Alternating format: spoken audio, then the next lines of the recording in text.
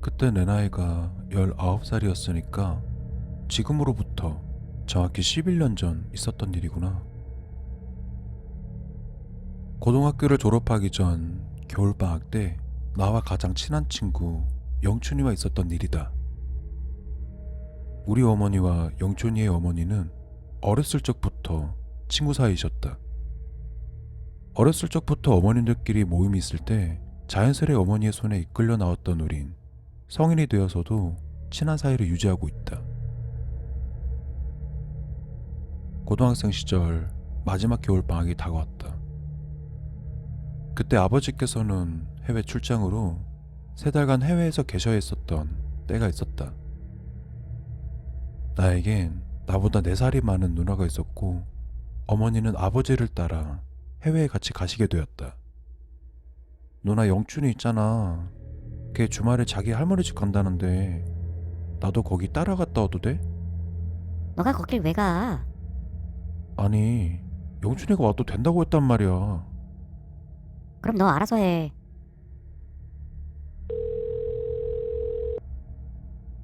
여보세요? 영춘아, 누나가 같이 갔다 오래. 아, 진짜? 그럼 아빠랑 같이 너 태우러 갈게. 응. 난 영춘이를 따라 시골 할머니 댁을 따라가게 되었다.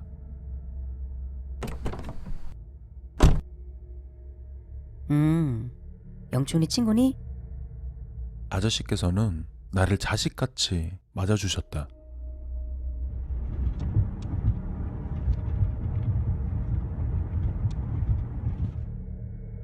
영춘아, 오늘 저녁에 니네 사촌형들도 온다는데? 할머니 댁에 친구의 사촌형들도 오는 것 같았다. 그리고 영춘이는 오늘 저녁 사촌형들과 같이 놀자고 하였다. 나야 완전 좋지. 작년에도 영춘이의 형들을 봤었고 또 재미있게 놀았던 기억이 있어 너무 좋았다. 그렇게 우린 들뜬 마음으로 할머니 댁에 가게 되었다.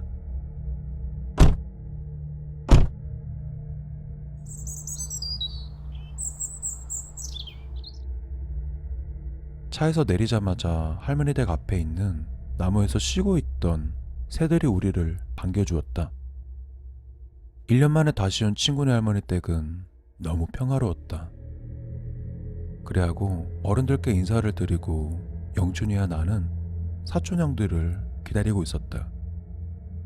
그리고 얼마 지나지 않아 저기 마당 너머로 사촌형으로 보이는 차가 들어오고 있었다.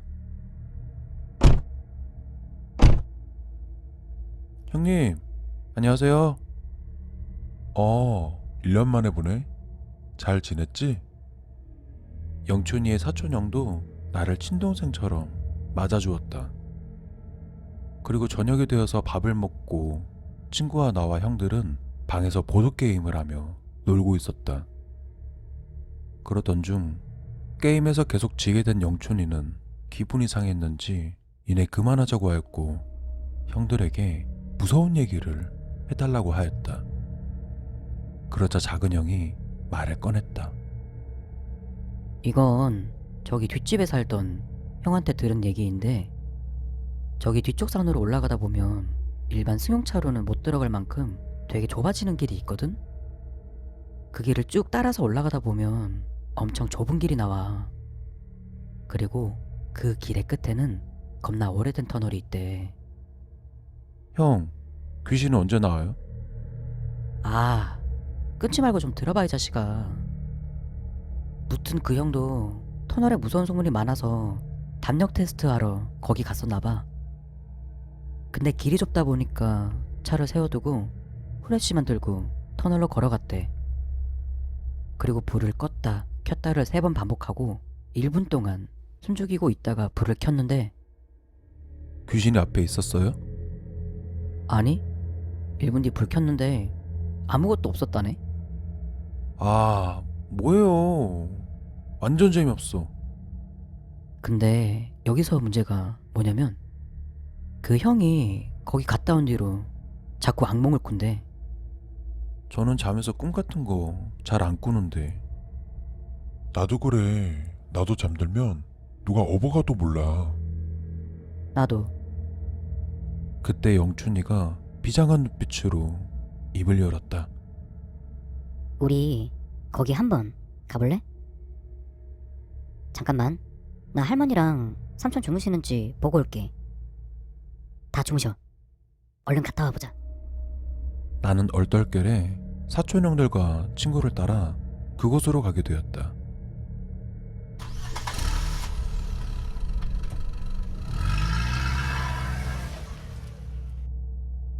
운전석은 큰형이 탔었고 뚱뚱했던 나는 보조석, 그리고 뒷좌석은 마른 영춘이와 작은형. 이렇게 우리 넷은 설레임 반 그리고 무서운 반을 안고 출발하게 되었다. 산으로 오르는 길은 엄청 험했고 사방은 가로등도 하나 없어 어두컴컴하였다. 그리고 심하게 덜컹거리는 차 안에서 이 상황이 재밌었는지 영춘이와 작은형은 뒷자리에서 정신사납게 얘기를 하고 있었다. 하지만 그곳이 가까워질수록 상상했던 것 이상으로 훨씬 무서운 분위기였고 나는 다시 돌아가자고 말하고 싶었지만 말을 꺼낼 수가 없는 분위기였다. 창밖은 정말 아무것도 보이지 않았다. 그렇게 10분 정도 산으로 오르다 보니 갑자기 좁아지는 길에 도착하였다. 여기서부터는 걸어가야 될 것 같은데요? 걱정스러운 마음에 운전하고 있던 큰형에게 말했다. 좁은 길은 조금 전 올라온 길과는 비교가 되지 않을 만큼 엄청 더 험했다. 여기저기 땅들은 움푹 파여있거나 큰 돌이 있어 차 안은 매우 심하게 흔들렸고 뒷좌석에 있던 작은형과 친구는 더욱 신이 나서 소리를 질러댔다. 그런데 왜 이런 길에 터널이 있는 거지? 그렇게 요동치는 차 안에서 손잡이를 꽉 잡은 채 5분 정도를 더 가다 보니 진짜 터널이 있었다. 와, 분위기 개쩐다. 정말 상상을 초월했다. 귀신이 나와도 전혀 어색하지 않았을 풍경. 운전을 하던 큰형님도 막상 그곳을 보니 무서워하던 것 같았다. 그때 뒷좌석에 있던 작은형이 큰형에게 겁먹었냐고 놀려대기 시작했고 큰형은 애써 겁먹지 않은 척 터널로 들어가 보자고 하였다. 그렇게 터널로 들어오게 되었고 큰형은 차 시동을 끄게 되었다.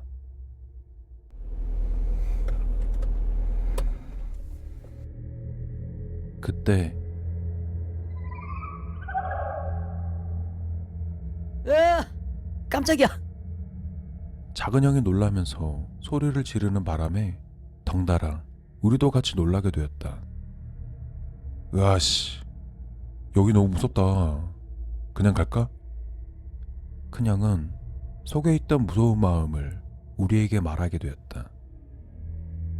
그러자 작은형은 여기까지 겨우 왔는데 시간이 아깝지 않냐며 얼른 라이터를 3번 켰다가 1분 동안 끄고 있어 보자고 하였다.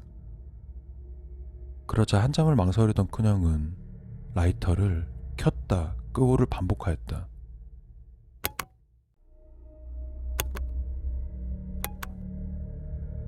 세 번째로 켜지는 라이트가 꺼짐과 동시에 내 눈도 감아버렸다.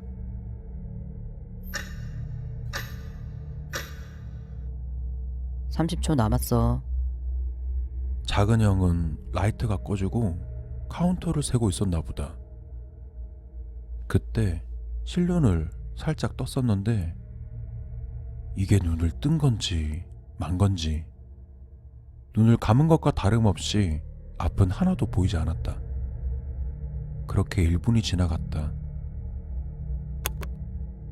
뭐야, 아무것도 없네. 형, 얼른 내려가요. 라이터가 켜지고 켜진 불빛으로 아무것도 없는 것을 확인한 뒤 큰형에게 말했었다. 알겠어. 얼른 내려가자. 그렇게 좁은 터널을 앞뒤를 왔다 갔다 반복하며 겨우 차를 돌려 그곳을 빠져나가게 된다.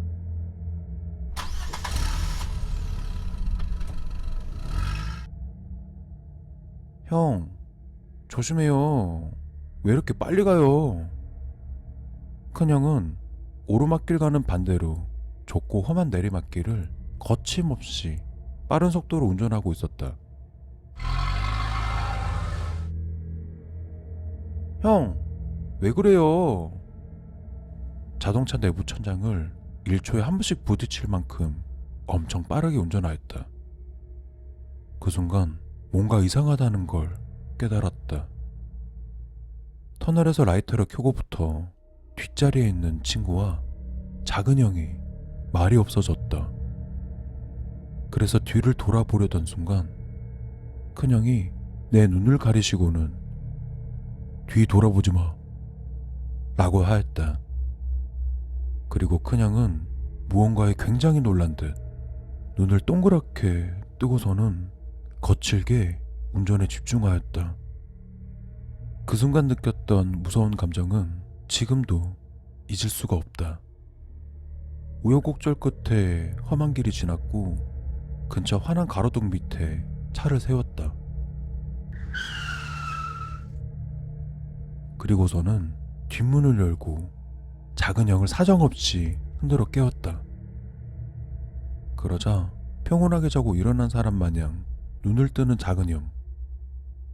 그리고 친구는 괜찮으려나 뒤를 돌았는데 친구는 완전 넋이 나가 있었다.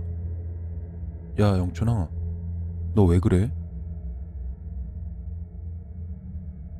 야, 너 왜 그러냐고. 아무리 흔들어도 정신을 못 차린다. 그러자 큰형이 얘기를 꺼냈다. 영춘이도 본 것 같아. 뭘요? 나중에 얘기할게. 일단 가자. 굉장히 심란해졌다. 뒷자리에 있던 작은 형은 조금 전 일을 잠이라도 잔 것 마냥 아무 기억을 못하고 영춘이 이 자식은 정신을 못 차리니.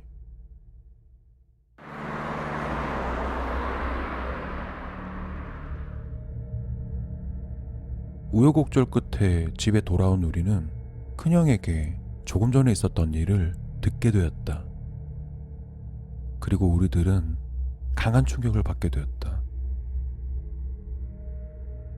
운전을 했던 큰형은 터널로 진입하고 나서 예상치 못한 그곳이 너무 무서워 양손을 자신의 엉덩이 밑에 깔고 있었는데 갑자기 자동차 라이터가 저절로 껐다 켜졌다를 반복했다고 말했다.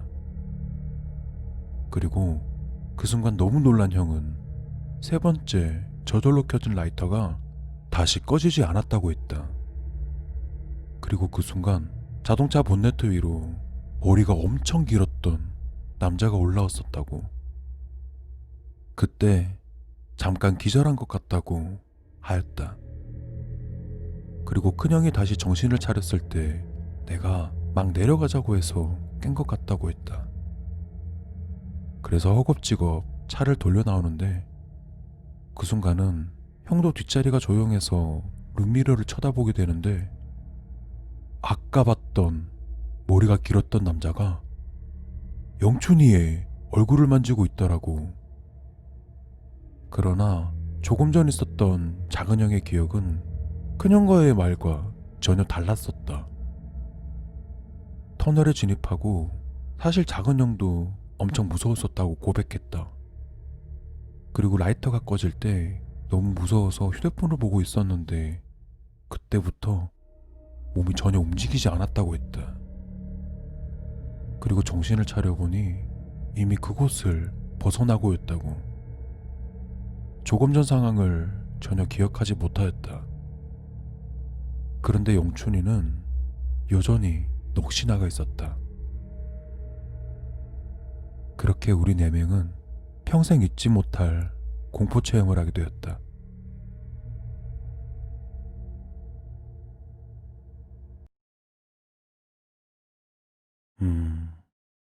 이야기를 어떻게 시작해야 할지 모르겠네.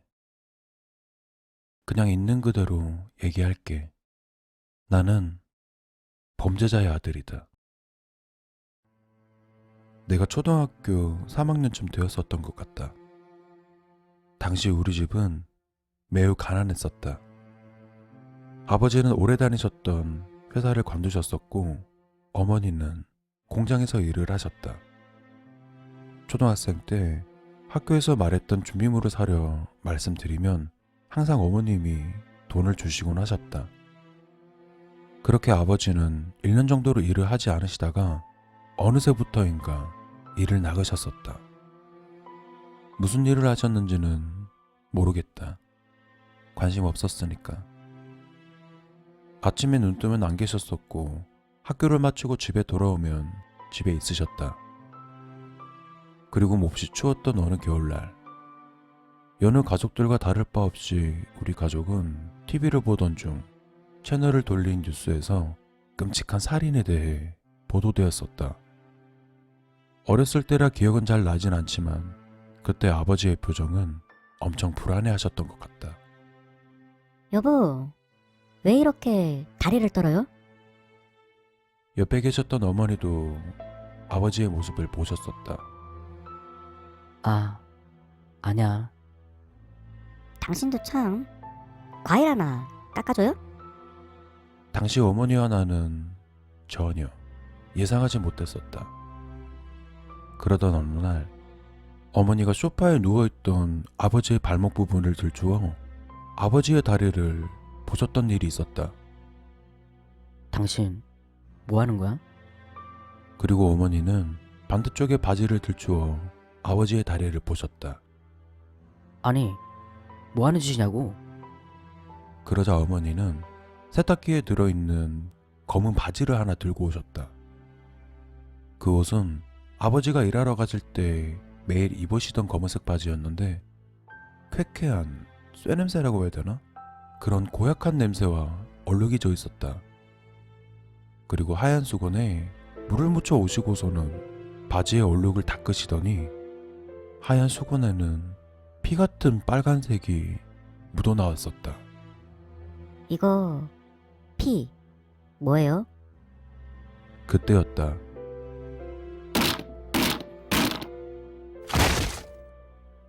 누군가 밖에서 현관문을 열지도 않고 그냥 강제로 부셔 우리 집으로 들어왔었다. 그리고 그 아저씨들은 아버지를 데려가셨다. 그렇게 아버지는 어디론가 끌려가셨고 집에 며칠이 지나도 오시지 않으셨다.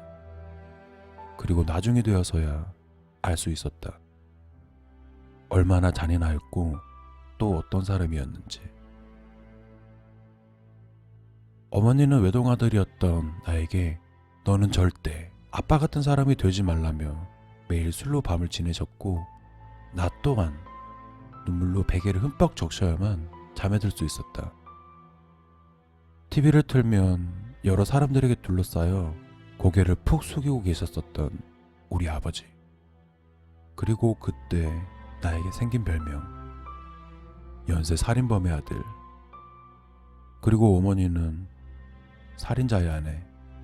정말 하루하루가 지옥 같았다.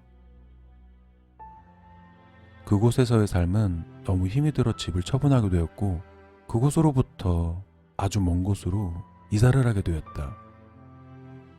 그리고 이사를 했던 첫날 밤, 어머니는 그 일이 있고부터 미소가 사라지셨었는데 그날 밤은 환하게 웃으시면서 안 좋은 과거는 다 잊어버리고 둘이서 새 출발을 하자고 나를 꽉 안아주셨었다.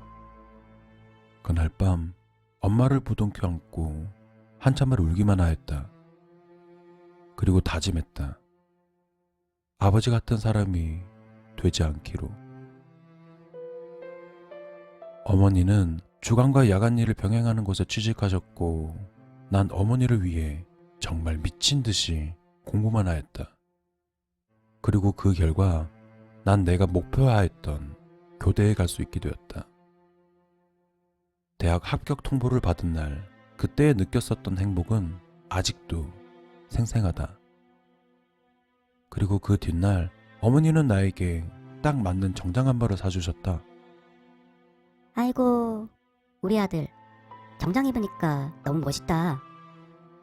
고마워, 엄마. 나 대학 가서도 열심히 할게. 사랑해, 엄마. 그리고 어머니도 내가 대학 합격했을 당시 다니시던 공장에서 직함을 다루시게 되었고, 이제 더 이상 야간 일을 하지 않아도 될 만큼 월급도 많이 오르셨었다. 어머니와 나는 지난 과거는 어느덧 잊은 채 하루하루 웃음꽃이 피어나게 되었다. 원하는 대학을 합격하기 위해 노력도 했지만 어쩌면 운도 많이 따라줬었던 것 같았다. 난 대학에 입학해서도 누구한테 뒤처지지 않으려 흔한 연애 한번 하지 않고 죽어라 공부만 하였다. 그리고 졸업을 앞두고 흔치 않은 교생 실습의 기회가 나에게 주어지게 되었다. 집으로부터 1시간 거리의 어느 초등학교 6학년의 반을 맡게 되었다. 그리고 실습을 가기 바로 전날 설렘 반, 걱정 반으로 나는 잠에 들게 된다. 살려주세요. 네? 잘못했어요. 목숨만 살려주시면.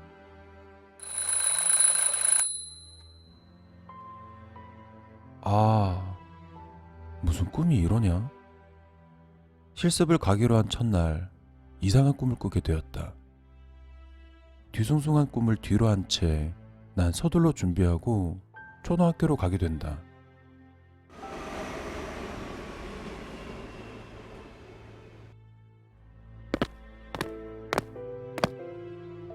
아, 엄청 떨리네. 어머니가 사준 정장을 입고 실습을 하게 될 학교에 오게 되었다. 안녕하십니까? 학교에 들어서 교장 선생님과 여러 선생님께 인사를 드리고 자리를 배정받게 되었다. 그렇게 배정받은 자리에 멀뚱멀뚱 앉아 있었는데, 어이, 교생 선생. 아, 예. 복장을 보아하니 운동복 차림새를 하고 있는 거 보면 누가 봐도 체육 선생이었다. 혹시 애들 가르쳐 본 적 있어? 아니요, 없습니다. 당연하겠지. 그런 거 실습하러 여기 온 거니까 열심히 해봐. 아, 그리고 선생님들한테 꼬박꼬박 인사 잘하고, 아직은 교생이니까 학생들한테도 깍듯이 존댓말 쓰고. 네, 알겠습니다. 잘 부탁드립니다. 뭐야, 틀린 말은 아닌데 왜 이렇게 기분 나쁘지? 그분은 초면에 말까지 놓으시며 텃세 아닌 텃세를 부리셨다. 반면 실습 생활이 처음인 나에게 위로와 격려를 해주신 선생님들도 계셨다. 첫날은 여기저기 선생님들에게 인사하고 또 여러 가지로 정신없는 하루가 지나갔었다. 그리고 다음날 내가 한 달 동안 맡게 될 6학년 어느 반 친구들에게 인사를 하게 되었다. 그곳에 있던 아이들은 너무 예뻤다. 처음에는 수업이 진행될 때 많이 서툴고 어색하였지만 그런 내 마음을 알았었는지 내가 맡게 될 6학년 아이들은 나를 잘 따라와 주었다. 그리고 2주일이 지나서야 이 학교에 적응을 할 수 있게 되었었다.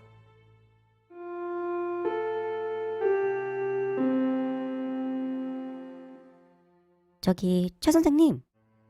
아, 네. 선생님이라는 존칭은 아직 나에겐 매우 어색하게 들렸다. 다음 주 공개 수업 하시는 거 준비 잘 하고 계시죠? 아, 네. 열심히 준비하고 있습니다. 그날은 교장 선생님도 들어오시니까 준비 잘 하세요. 네, 알겠습니다. 실습 나온 지 얼마 되지도 않은 것 같은데 어느덧 평가받을 날이 다가오고 있었다. 아들, 오늘 잘하고 와. 알겠어. 나 갔다 올게. 오늘은 교장 선생님과 현직 교사 선생님들이 나의 수업에 참관하시는 날이다. 오늘만큼은 잘 보여야 하는 날이기에 어머니가 사주신 정장을 입고 가게 되었다. 어? 저 사람 어디서 봤지? 지하철역 계단을 내려가다가 어디서 많이 본 것 같은 여자가 지나갔다. 그 순간 아! 아파. 그 여자를 쳐다보다 계단에서 넘어지게 되었다. 그리고 입고 있던 옷이 더러워졌다. 아씨, 옷 다 버렸네. 하필 오늘이 공개 수업하는 날이라 어쩔 수 없이 옷을 갈아입으러 집으로 다시 가게 되었다. 엄마, 벌써 출근하셨나 보네. 어머니는 내가 집을 나간 지 얼마 되지 않아 출근하셨나 보다. 난 서둘러 옷을 갈아입으러 옷방에 들어갔다. 그런데 하필 그날따라 입을 옷들이 없었다. 아, 뭐 입고 가냐? 난 아무 생각 없이 어머니가 쓰시는 옷장을 열게 되는데 그 옷장에는 아버지의 것으로 보이던 정장이 한 벌 있었다. 엄마는 이걸 못하러 가지고 있냐? 난 아무렇지 않게 정장 옷걸이를 꺼내는데 옷 사이즈가 나에게 딱 맞을 것 같았다. 그리고 아무렇지 않게 그 옷을 입게 되었다. 오늘만 입고 갖다 버릴까? 얼른 서둘러 집을 나가야 했기에 망설일 시간 없이 아버지가 입었던 정장을 입고 학교로 가게 되었다.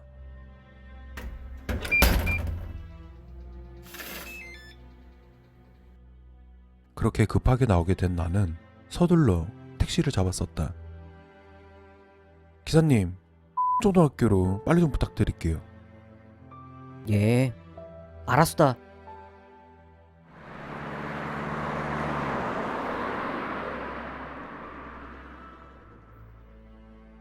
그러고 택시를 타고 가고 있는 길, 무심코 안주머니에 손을 넣어봤는데 종이 쪽지가 하나 있었다. 무슨 쪽지지? 난 무심코 그 쪽지를 열게 되는데 아버지의 정장 안주머니에 있던 쪽지에는 어떤 사람 이름들의 이름이 써져 있었고 그 이름 위로 X자가 표기되어 있었다. 이게 뭐야? 그때 그 쪽지를 들고 한참을 보는데 도무지 무슨 의미로 적으신 건지 알 수가 없었다. 창밖으로 던져버려야 하나 아니면 들고 있어야 하나. 난 한참을 망설이다 들고 있던 쪽지는 다시 안주머니에 넣어두었다. 그리고 오늘 입었던 정장과 함께 버릴 예정이었다.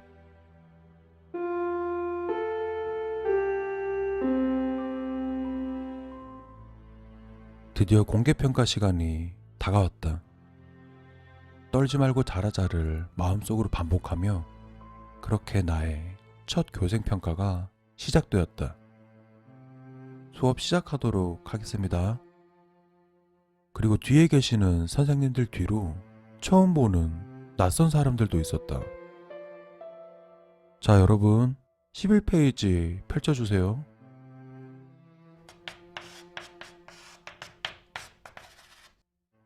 아씨, 왜 이렇게 손이 떨리지?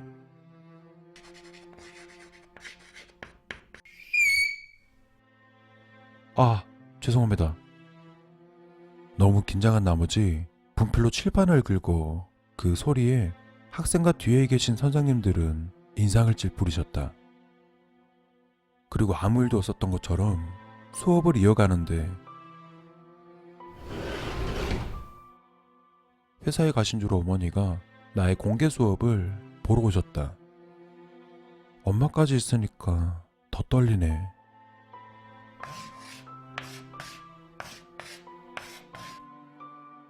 자, 다음은 목소리까지 떨려오던 그때였다. 저기 선생님들 뒤편으로 아까 지하철에서 마주친 여성이 서 있었다.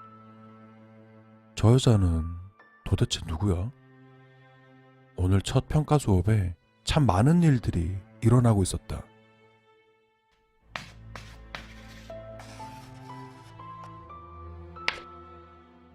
떨지 않으려 손에 안간힘을 쓰며 칠판에 글을 쓰다 분필이 부러지고 말았다.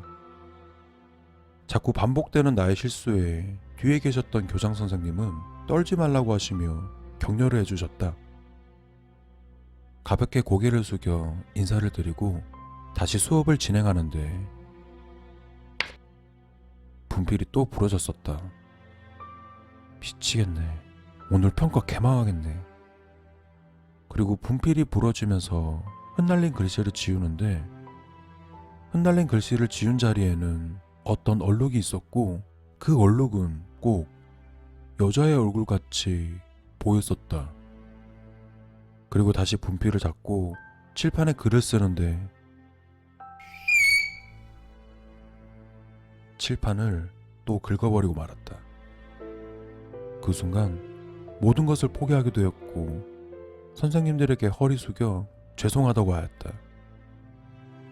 이렇게 나의 엉망진창 평가 수업이 종료되었다. 오늘 엄마까지 왔는데 망해버렸네. 교실 뒤편으로 어머니를 보게 되는데 어머니의 모습은 보이지 않았다. 아마 잦은 실수가 있어서 자리를 피해 주셨던 것 같았다. 그렇게 학교를 마치고 오늘 있었던 일을 자책하며 집으로 가게 되었다.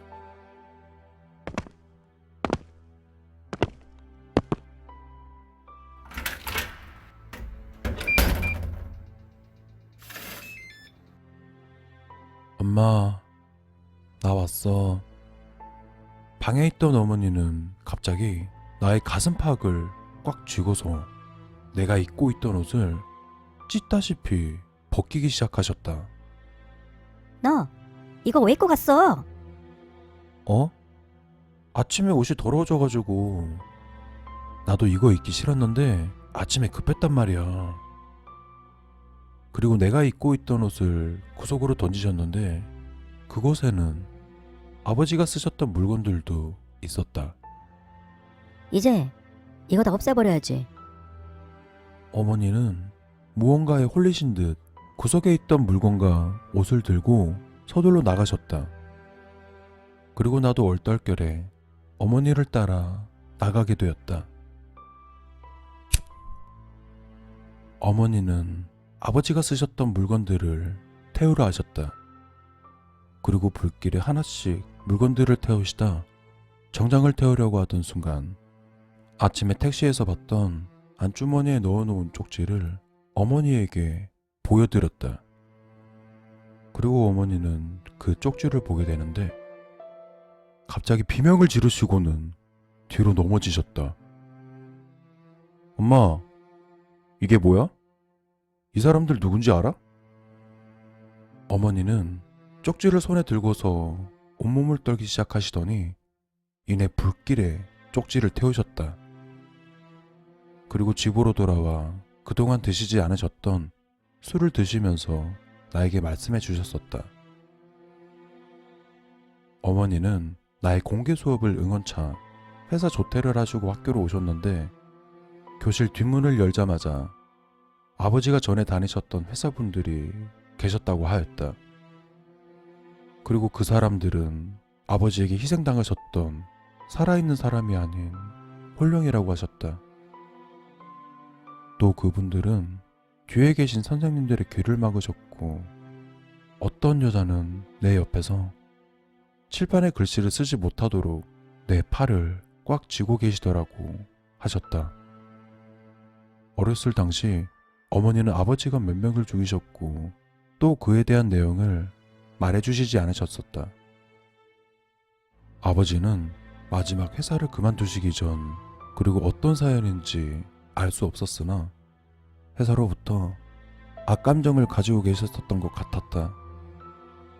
그리고 쪽지에 쓰인 이름 위로 X자가 그어져 있던 사람은 아버지에게 희생되었던 분이셨다는 걸 알 수 있었다. 그렇게 죽음을 당했던 그분들은 아마 나의 앞길을 막으려 나를 찾아왔었던 것 같았다. 그로부터 며칠이 지나 어머니를 데리고 많이 늦었지만 희생되었던 가족을 찾아가 사죄를 하게 되었다. 그리고 그분들이 안치되어 있는 곳을 찾아가 다시 한번 고인에 대해 사죄하였다. 아버지, 도대체 왜 이렇게 많은 사람들을 죽이셨나요? 그리고 4년이 지난 오늘 아버지는 사형되었다.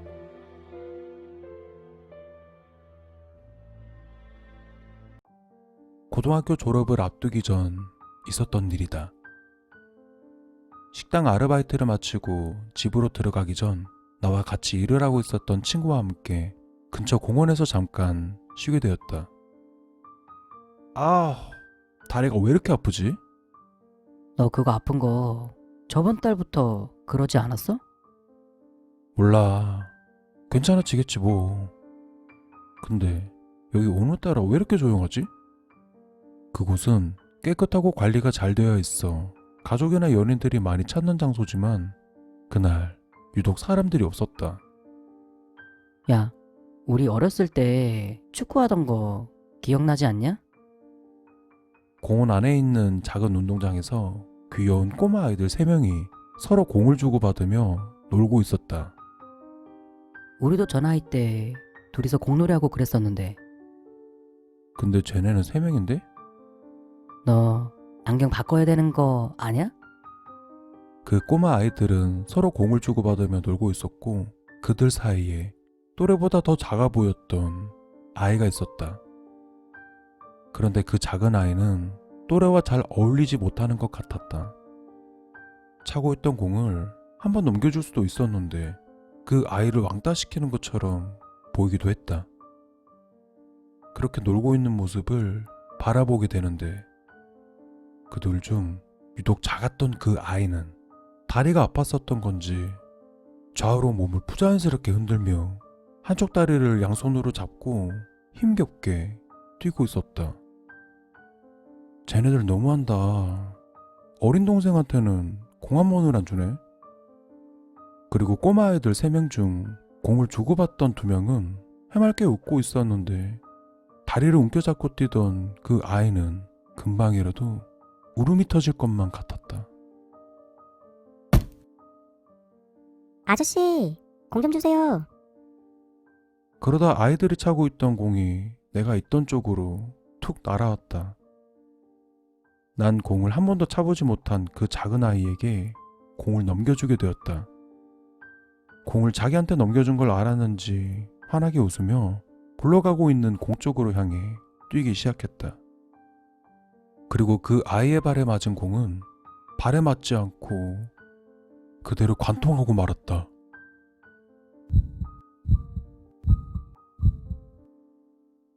그 순간 심장이 미친 듯이 요동치기 시작했고 난 친구에게 물었다. 야, 저기 축구하는 애들 몇 명으로 보이냐? 진짜 뭐라는 거야, 병신아. 2명이잖아, 2명. 그럼 저 아이는 뭐야? 저기 다리 잡고 있는 애 안 보여? 얘가 왜 이런데? 친구의 눈에는 그 아이가 보이지 않는 것 같았다. 야, 우리 집에 가자. 그때였다.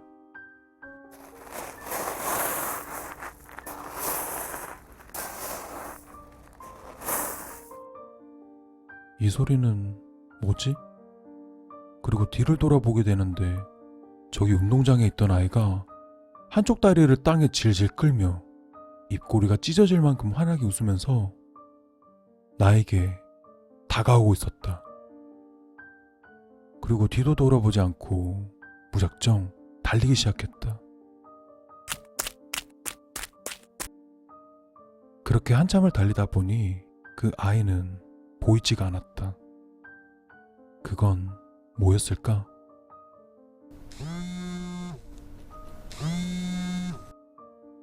야, 그냥 그러고 가면 어떡해 임마. 미안. 나 갑자기 급한 일이 있어서.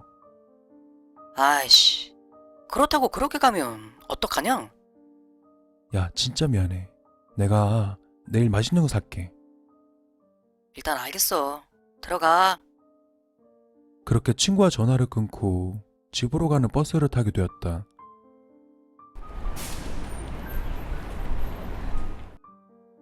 난 버스에 올라타 습관적으로 제일 뒷좌석에 앉았다. 아, 발목이 왜 이렇게 아픈 거지? 조금 전 정신없이 뛰었던 탓인지 발목 통증은 더 심해졌었고 허리를 접은 채 창밖을 바라보며 아픈 발목을 주물렀다. 그런데 버스 안에 있던 창문과 창문이 비춰지면서 내 발목에는 어떤 아이가 하늘을 바라보며 누운 채 내 발목에 매달려 있는 것처럼 보였다. 그리고 발목을 쳐다보면 안 보이고 다시 창문에 비춰서 보면 내 발목에 매달려 있고 난 정신 나간 사람처럼 보일까 소리도 못 지르고 앞에 있는 사람들만 바라보며 정류장까지 가게 되었다. 그리고 버스 문이 열리자마자 엄마에게 전화를 하였다. 통화를 하면서도 그곳에 있던 전신이 비춰지는 유리를 봤는데 그 순간에도 내 발목을 양손으로 잡고 매달려 있다. 그리고 아래쪽으로 시선을 돌리면 안 보였고 비춰지는 유리를 바라보면 또 보였고 너무 무서워 심장이 터질 것만 같은데 엄마는 전화를 받질 않았다. 하는 수 없이 난 집으로 뛰어가게 되었다. 그리고 집으로 들어왔는데 넌 다리에 뭘 붙이고 들어왔냐? 거실에 있던 아빠가 나를 바라보며 말했었다. 아빠는 이게 눈에 보여? 그리고 심각한 눈빛으로 내 발목 쪽을 보시더니 오늘 어디 갔었냐고 물어봤었다. 나 학교 마치고 알바 갔다가 공원에서 맞다. 나 아까 공원에서 귀신 본 것 같아 아빠. 얘기가 끝나자마자 아빠는 방으로 들어가 옷을 챙겨 입고 나오셨다. 가자. 어딜? 난 아빠의 손에 잡혀 끌려 나오다시피 나오게 되었다. 아빠, 나 다리 아파. 어디 가는지 말 좀 해줘. 그리고 앞만 바라보며 운전만 하셨다.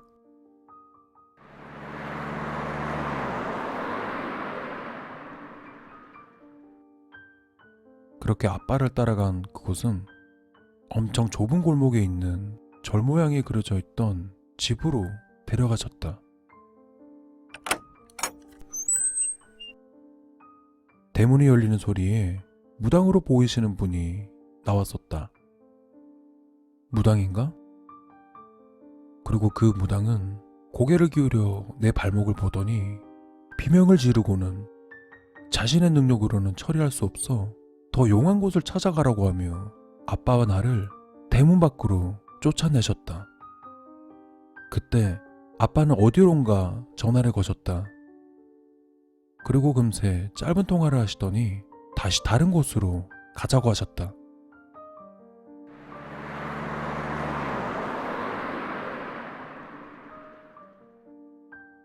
그렇게 다시 한참을 달려 도착한 그곳. 그곳에는 여자처럼 진한 화장을 한 남자 무당이 우리를 기다리고 있었다. 그리고 예상했던 것과 같이 그 무당은 내 발목을 뚫어져라 쳐다봤다. 이 가입 쓴 것. 그 무당 아저씨는 내 앞으로 허리를 숙여 내 발목 쪽을 아주 슬픈 눈으로 쳐다보셨다. 어쩌다가 여기 붙어있냐? 네 아들놈은 어쩌려고 얘를 데려왔대? 순간 너무 당황스러웠다. 혹시 아까 공원에서 봤던 그 어린아이가 내 발목을 붙잡고 있는 것일까? 그리고 앙칼진 목소리로 나에게 말씀하셨다. 얘, 너 왜 얘랑 놀아줬어? 네? 그냥 공을 한 번도 못 차길래. 이 꼬마는 너랑 같이 살고 싶다는데 이제 어쩔 거야? 그리고 아빠가 말씀하셨다. 아들 발목에 붙어있는 아이는 좋은 곳으로 갈 수 있게 천도해 주십시오. 그러게 사람도 아닌 이것에다가 왜 아는 척을 해? 그리고 잠시 후 그 무당은 어떤 풀잎이 무성한 나뭇가지를 들고 왔고 난 그 뒤로 정신을 잃었었던 것 같다. 그리고 정신을 차려 눈을 뜨면 나뭇가지로 내 발목을 힘껏 때리고 있었다. 그렇게 정신이 들었다 잃었다를 반복했고 한참이 지나서야 일어날 수 있게 되었다. 시간을 보니 2시간쯤은 잠들었던 것 같았다. 그리고 그 무당은 내 발목에 붙어있던 그것에 대해 얘기를 해주었다. 공원에서 보게 된 그 어린아이는 아마 그곳에서 또래 친구들과 놀다 교통사고로 당해 억울하게 죽은 아이였다고 하셨다. 그리고 억울하게 목숨을 잃게 된 그것들은 그곳을 맴돌다 살아있는 인간에게 들러붙게 되고 그것들이 인간의 몸에 들러붙는 순간 그 인간에게 안 좋은 영향을 끼친다고 하셨다. 그리고 오늘 정말 자기를 찾아오기를 잘했다며 소름 돋는 얘기를 이어가셨다. 내 몸에 붙어있던 아이에 대한 천도의식을 지내지 않았더라면 나도 교통사고로 당했거나 혹은 그 아이처럼 다리를 크게 다쳤을 거라고. 하지만 오늘 아이는 좋은 곳으로 갔으니 이제 괜찮을 것이라고 하셨다. 그 순간 내 눈에서 알 수 없는 눈물이 흐르고 있었다. 살아생전 한 번도 보지 못한 아이인데 왜 눈물이 나왔을까? 그동안 발목 통증에 괴로웠던 나는 그 일이 있고부터 거짓말같이 괜찮아지게 되었다. 그리고 문득 그 아이가 궁금해지게 되었다. 무당의 말처럼 그 어린아이는 좋은 곳으로 갔을까? 부디 극락에서 행복하길.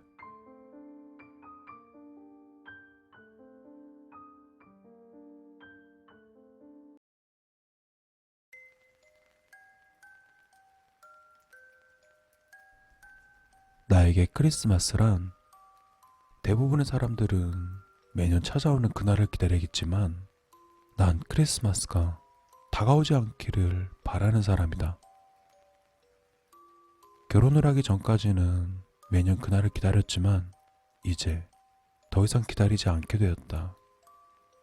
아니, 그냥 12월 25일이라는 날짜가 없어졌으면 좋겠다.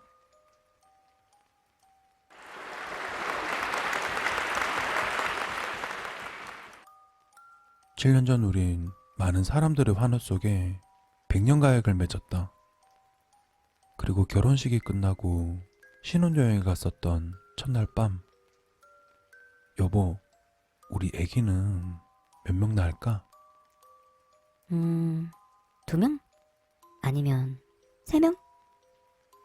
우린 결혼식을 마치면 바로 이세를 가질 계획이었다. 하지만 1년이 지나고 4년이 되어서도 우린 아이를 갖지 못했었다. 노력해도 아기를 갖지 못했던 우리 부부는 병원에서 검사를 받게 되었다. 아내가 임신을 하지 못한 이유는 바로 나에게 있었다. 그리고 병원에서 수술과 치료를 받아도 우리가 간절히 원하던 아기는 생기지 않았다. 어느 추운 겨울날 아내와 산책을 다녀오던 길, 어떤 아이가 우리 집 대문 앞에서 쭈그려 앉아 추위에 몸을 감싸며 벌벌 떨고 있었다. 그리고 그 아이는 초등학교 저학년쯤으로 보였었다. 우린 동네에 사는 아이인가 보다 생각하였고 그때 아내는 추위에 떨고 있는 아이에게 다가갔다. 어머, 추운데 왜 여기 있어? 집에서 엄마가 안 기다리시니? 아이는 고개를 푹 숙인 채 아무 말도 하지 않았었다. 그리고 그날은 영하권의 추운 날씨였지만 아이가 입고 있던 옷은 얇은 티셔츠뿐이었다. 아내는 집으로 뛰어가 작은 담요를 가져와서 아이의 등에 덮어주었다. 그리고 그제서야 고개를 들어 우리를 쳐다봐 주었던 그 아이. 아내는 내가 들고 있던 봉투에서 과자를 꺼내 그 아이에게 건네주었다. 그러자 배가 많이 고팠었는지 눈 깜짝할 새에 다 먹고서 자리에 일어나 아무 말도 없이 우리에게서 달아났다. 우린 아이가 집에 갔을 것이라 생각하며 그날 하루가 지나갔다. 그리고 다음날 회사를 마치고 집으로 가던 저녁, 집 앞 대문 앞에 아내가 있었고 어제 봤었던 그 아이와 같이 있었다. 난 그 아이에게 집이 어디냐고 물어봤었다.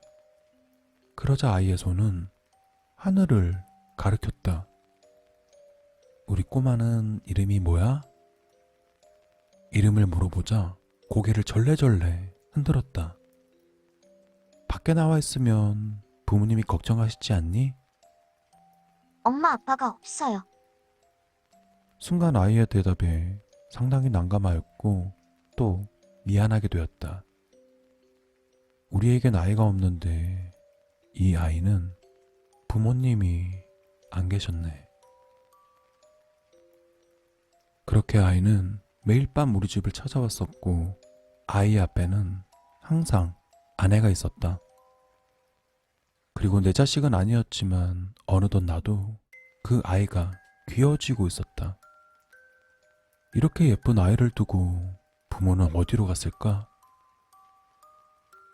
그 아이는 아내와 한참을 놀다가 내가 퇴근을 하고 집으로 오면 돌아갔었다. 그리고 매일 찾아오는 아이가 걱정되기 시작했다. 여보, 이번 크리스마스 때 그 아이한테 선물 주고 이제 그만 오라고 해야겠다. 우리 아이도 아니잖아.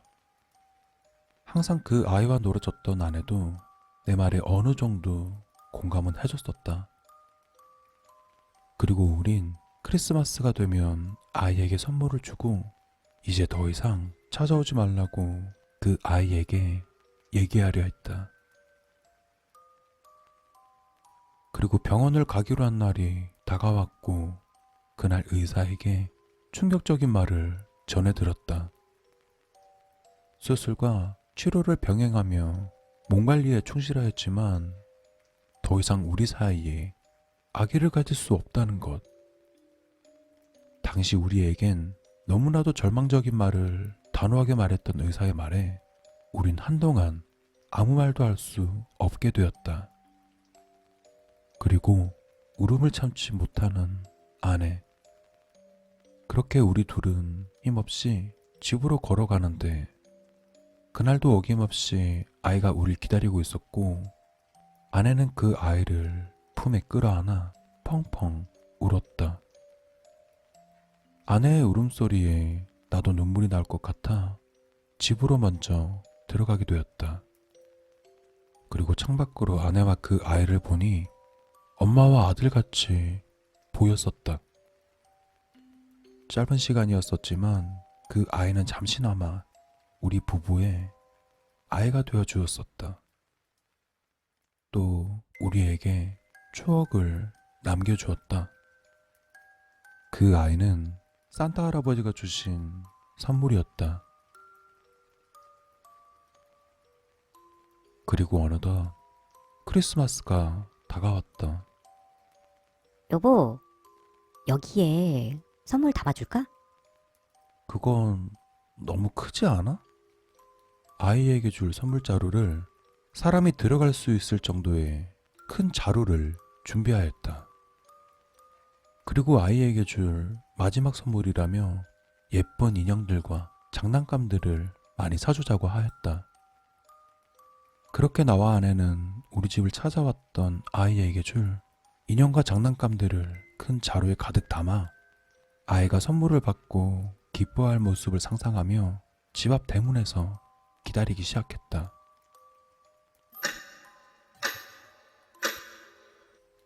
올 때가 됐는데 오늘은 왜 안 오지? 항상 집에 찾아왔던 시간이 있었는데 그날은 늦은 저녁이 되어서도 오지 않았다. 무슨 일 생긴 거 아니야? 에이, 크리스마스니까 친척들이랑 있겠지. 그렇게 한참을 기다리다 지쳐 우린 포기하고 집으로 들어갔다. 그리고 그날 밤 아내는 아이에게 선물을 주지 못해 아쉬워했었다. 여보, 신경 쓰지 마. 아마 지금쯤 크리스마스 잘 보내고 있을 거야.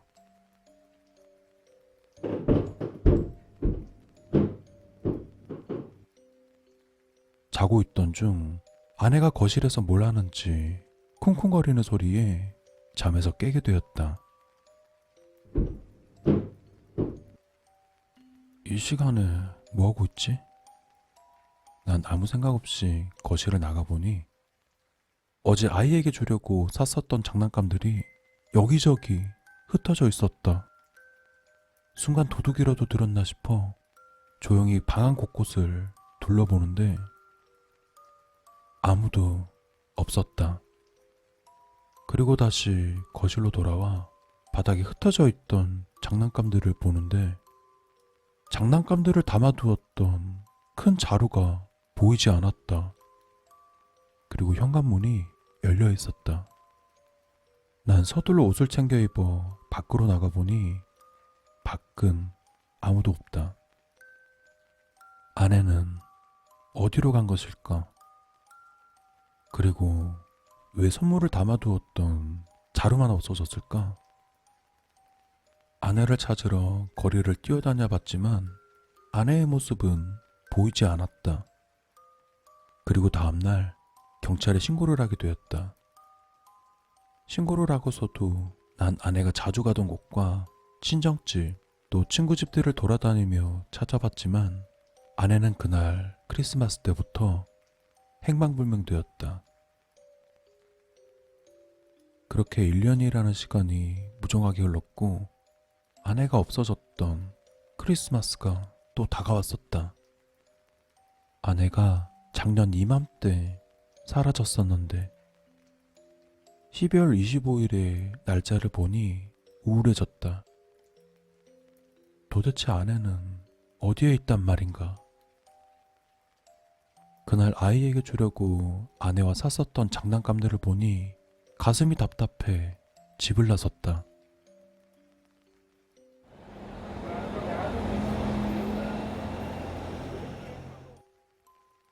오늘이 성탄절이다 보니 거리 곳곳에는 화려한 조명들과 연인들, 그리고 엄마 손을 꼭 잡고 있는 아이의 모습까지.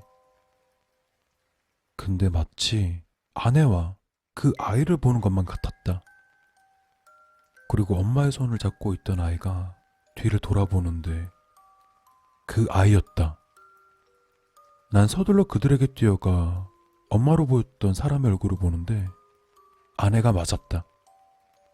나는 도대체 여태까지 어디 있었냐고 소리쳤다. 그런데 아내의 이름을 반복해서 불러도 나를 처음 보는 사람을 대하듯이 행동했었다.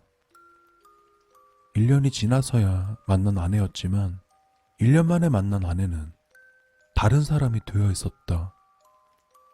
그리고 아내는 소리 지르는 내 모습에 놀란 듯 앞에 있던 아이를 껴안고 사람들이 많은 틈에 섞여 사라졌다. 그리고 황급히 다시 쫓았지만 찾을 수가 없었다.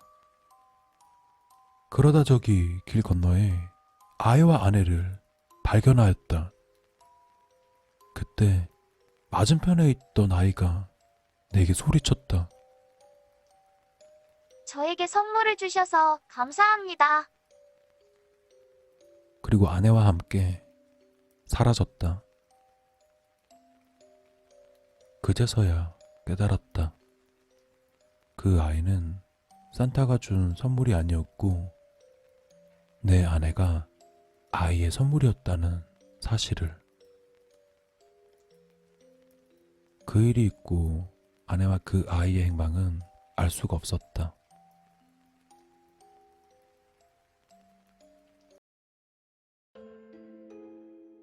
안녕. 내 이름은 미치 타일러라고 해.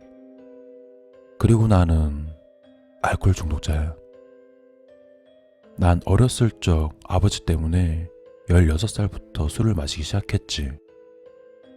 아버지에 관한 건 얘기하지 않을 거야. 그리고 지금 내 나이는 41이고 나에겐 집사람 로렌과 사랑스러운 네 새끼들 에릭과 넬리가 있어. 로렌은 항상 내가 집에서 술을 마시면 신경이 곤두서곤했었지. 애들도 둘이나 있는 놈이 맨날 집에서 술만 처음 마셔대니 난 우리 아이들을 너무 사랑하기 때문에 술 문제를 어떻게든 해결해보자 마음을 먹게 되었어. 중독자 모임에도 나가보고 재활원에서 통원치료도 받아보고 한 달간 감금치료도 경험했었어. 상담사도 만나보고 심리학자도 만나봤지만 내가 안정을 찾는 곳은 바로 우리 집이었어.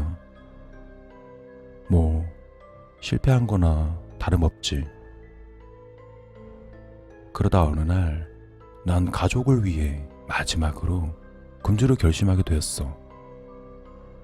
어렸을 적부터 많은 양의 술을 마셔서 그런지 난 주량이 엄청 많이 늘어 있었어. 그리고 금주를 하게 되면 어떤 느낌인지 전혀 몰랐지. 처음에 손이 떨리고 식은땀이 나고 그 정도였다가 점점 날이 갈수록 구토 증세가 생기고 심지어 공황장애까지 가지게 되었어. 그리고 또 내 다짐은 오래가지 않았지. 다시 눈을 뜨자마자 술을 마시기 시작했으니까. 이젠 맛있게 먹던 술에서 술맛도 안 느껴져. 혓바닥이 맛이 갔었나봐. 아, 맞다. 내가 직장생활을 어떻게 유지하는지 궁금하지 않아? 난 자택근무를 하고 있어. 그리고 내 상사는 뭐가 잘못돼도 잘 모르는 것 같아. 왜냐면 내가 일을 잘했으니까. 집에서 살짝 취해 알딸딸한 상태에서는 최고의 업무 효율 능력이 생기지. 애들은 지금 초등학생이고 집사람은 9시에 출근해서 5시가 조금 넘으면 집에 와. 그리고 아침에 로렌이 출근하기 전까지는 정말 마탱이가 갈 것 같고 손발이 막 떨려. 애들이 먼저 학교 가는 버스를 타고 그 다음 로렌이 나가게 되면 그때부터는 내 세상이 되는 거야. 모두가 없는 빈집에서 혼자 먹는 술은 술술 넘어가게 되지. 그리고 난 집에 술을 절대 쟁여놓지 않아. 왠지 알아? 집사람이 내가 잠이 들면 쟁여놓은 술들을 버리더라고. 그래서 그때부터 절대 쟁여놓지 않고 조금 귀찮더라도 그날 먹을 술만 사와서 먹어. 동네 주류점은 4km 정도 떨어져 있는데 애들 학교 가는 버스를 태워 보내고 정확히 걸어가면 9시에 문을 여는 그 가게에 도착하게 되지. 그리고 하루 종일 술을 마시고 골아 떨어졌다가 정신을 차리고 애들 버스 태워 보내고 술 사러 가고 뭐 이런 식으로 계속 반복되는 일상 속에 살고 있어. 그런데 오늘은 술을 사러 가지 않아도 될 것 같아. 어제는 술을 많이 못 마셔서 보드카 한 병을 몰래 침대 밑에 숨겨두었었지. 그리고 그날은 눈을 뜨자마자 아직 애들과 집사람이 나갈 준비 중에 몰래 숨겨둔 술로 슬슬 시동을 걸기 시작했어. 그리고 애들을 학교 보낼 채비를 했어. 그때 집사람 로렌이 좀 싸늘하긴 했지만 웬일인지 한마디도 안 하고 나가길래 한시름 덜었지. 분명 술을 마셨다는 사실을 알았을 텐데 말이야. 어쨌거나 잔소리를 하나도 안 들었으니 나로선 다행이었지. 그날은 그렇게 하루가 시작되었어.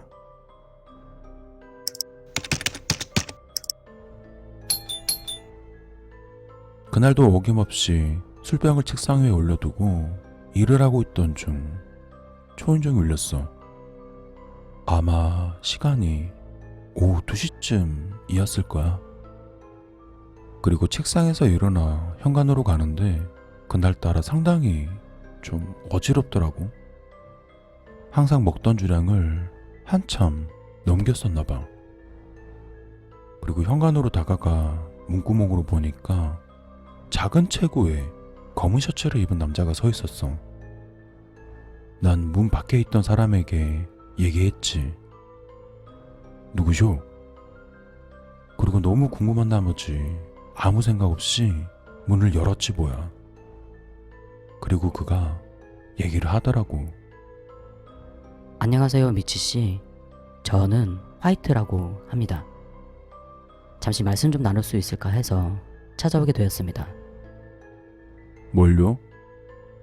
순간 나는 교회를 홍보하는 사람인 줄 알았어. 그리고 그 사람은 뻘겋게 달아오른 내 얼굴을 보며 얘기를 이어가. 로렌님께서 당신을 만나보라고 하셨어요. 어메 그 사람의 방문에 상당히 불쾌하긴 했지만 무슨 말을 하려나 들어보려고 그 남자를 집 안으로 들였어. 들어오시오. 그리고 내가 일하고 있던 거실 쪽으로 손짓을 하고 그 남자와 나는 소파에 마주 앉았어. 근데 자리에 앉자마자 책상 위에 올려둔 보드카병을 보고선 시선이 딱 멈추더라. 그리고서는 알겠다는 듯한 옅은 미소와 고개를 끄덕끄덕 거리더라고. 그때부터 기분이 매우 안 좋아지기 시작했어. 그리고 그가 입을 열었어. 가족분들이 미치 씨를 많이 걱정하고 있습니다.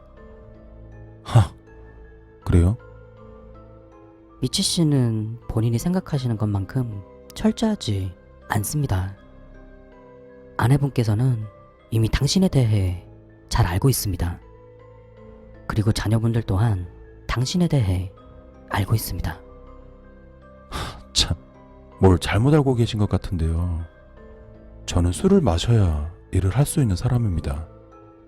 보시다시피 지금도 술에 취해 있긴 하지만 그쪽이 오기 전까지 전 열심히 일하고 있는 중이었어요.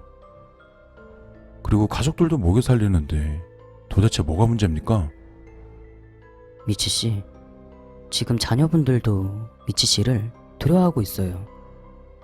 지금 아내분께서는 한계에 달하셨고요. 그리고 곧 가족분들이 이쪽으로 오실 겁니다. 그리고 그 교회 놈이 말을 끝내자마자 정말 거짓말같이 현관문이 열리고 로렌이 들어왔어. 갑자기 심장이 미친 듯이 뛰기 시작하더라. 또 뒤이어 에릭과 넬리가 뒤따라 들어왔어. 그리고 시간을 보니까 5시가 되었어. 어떻게 된 거지? 그리고 집사람과 우리 애들은 내 옆이 아닌 내 앞에 앉은 교회놈 옆으로 앉았어. 그리고 집사람은 한참을 뜸을 들이다 입을 열더라고. 여보, 당신이 혼자 집에서 술 마시는 사실을 알고 있어. 뭔가 당신에게 도움을 주고 싶어. 그리고 옆으로 앉고서 내 손을 꼭 잡고 괜찮다고 이제 나를 도와주려 한다고 했다. 왜 자꾸 같은 말을 반복하는 거지? 그리고 눈물이 그렁그렁한 집사람을 보니까 나도 눈물이 나기 시작했어. 다 내 잘못이야. 난 그 순간 지난 날들을 자책하기 시작했고 울고 있는 집사람의 눈물을 닦아주려 하는데 로렌의 등 뒤로 검은 빛이 일렁이고 있었어. 그리고 고개를 돌려 앞에 있는 교회놈과 애들을 보는데 애들이 아니었어. 그들의 머리 위로 뿔이 길게 돋아나 있었고 목은 한껏 구부러진 채 망측한 미소를 지으며 나를 쳐다보고 있었어. 그리고 다시 시선을 돌리니 집사람이 가느다란 미소 사이로 날카로운 이가 드러나 있었어. 우리는 당신을 도와주러 왔어. 소름 돋는 미소를 짓는 집사람을 보니 온 몸이 떨리고 식은땀이 나면서 심장이 터질 것 같았어. 너무 무서워. 난 밖으로 도망가려 주랭랑을 치려 했어. 집사람과 아이들은 사람이 아닌 다른 존재였다고. 그리고 갑자기 목구멍으로 구역질이 올라와 부엌 싱크대로 뛰어갔어. 근데 토하고 보니 거무스름한 검은 피가 나왔었고, 그 안에는 내가 쏟아낸 피에서 수백 마리의 벌레들이 헤엄을 치고 있었어. 그리고 그 교회놈이 나에게 다가와서 이렇게 얘기했지. 저 괴물들은 당신의 가족이 아닙니다. 그들은 당신이 소환한 악령입니다. 그리고 제가 도와드리겠습니다. 어떻게요? 이걸로 당신을 도와드릴 것입니다. 그러자 갑자기 교회놈이 커다란 칼을 꺼내 들고서 나를 멍하니 쳐다봤어. 그리고 곧바로 집사람이 나에게 뛰어왔어. 여보, 괜찮아? 집사람이 괜찮냐고 나에게 물어보는데 그건 로렌의 목소리가 아니었어. 또 그 얼굴에는 눈이 없었어. 그리고 소파에 있던 에릭과 넬리는 뱀처럼 목을 길게 빼내고서는 웃고 있었지. 우리가 도와준다잖아. 갑자기 집사람을 흉내내는 악마놈이 외쳤고 악마들은 나를 덮치려고 했어. 난 두 눈을 질끈 감은 채 교회놈이 들고 있던 칼을 집어들고 마구 휘둘렀어.